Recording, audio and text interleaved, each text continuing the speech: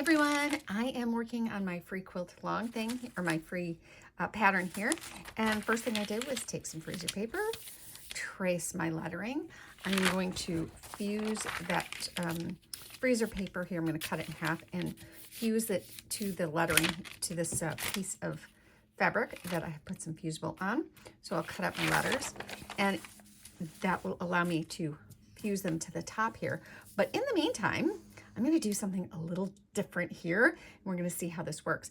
Rather than trace my lines here and trace my lettering on and try and fuse it on, I'm going to do something just a smidge different because I want my lettering to be on top of the quilting instead of under the quilting.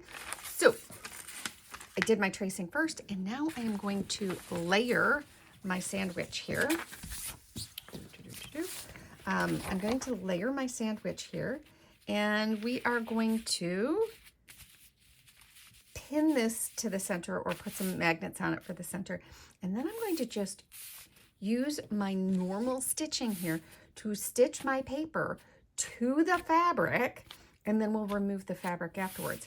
Now, to do this, I'm going to do a slightly smaller than a 2.5 stitch. I'm going to use a 2.0 stitch, and we'll see what happens.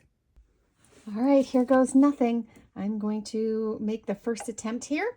I have honestly never done this before, so we're going to see what works.